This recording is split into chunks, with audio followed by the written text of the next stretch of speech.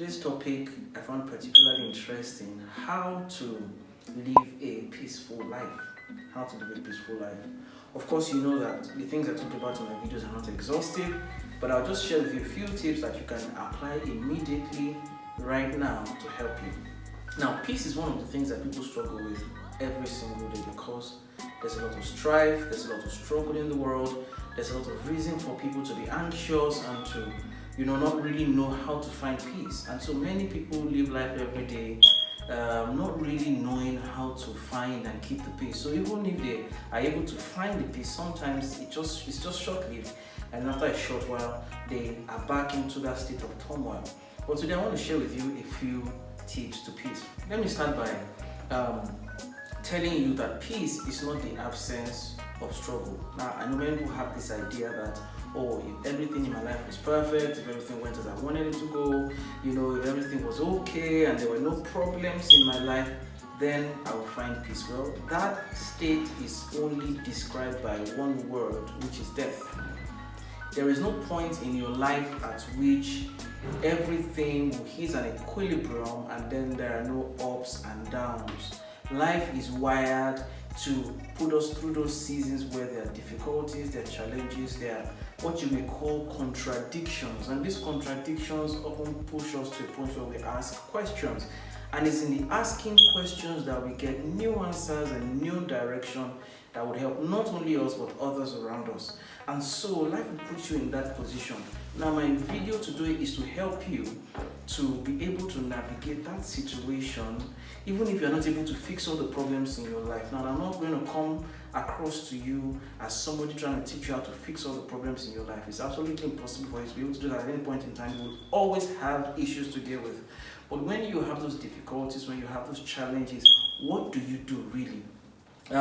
Just a few things I'll share with you. Number one, maintain a clean conscience. You see, many people go around struggling with thoughts of evil and negative things that they have done, and so they cannot really live a peaceful life.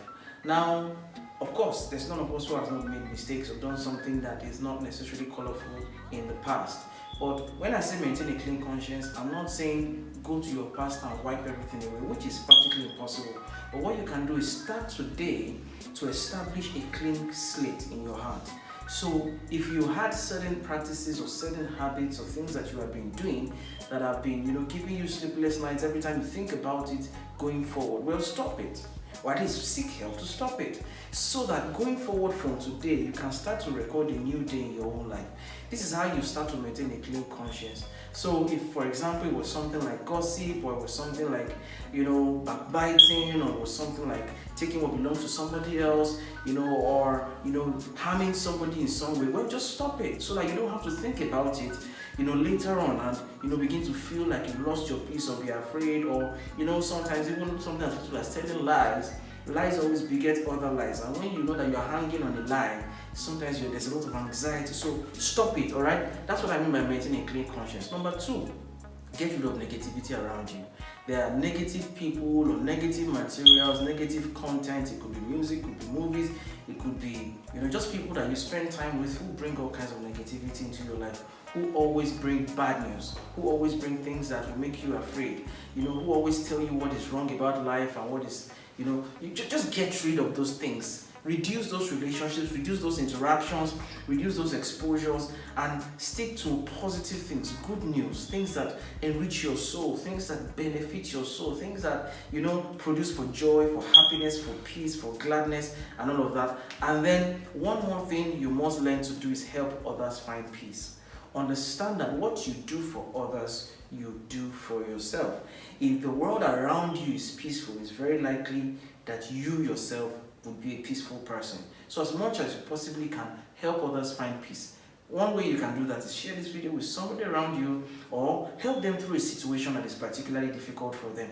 As you help them find peace, there's more peace around you and you can draw from the peace in your environment. Well, that's all the time I have for today. Thank you so much. Till next time.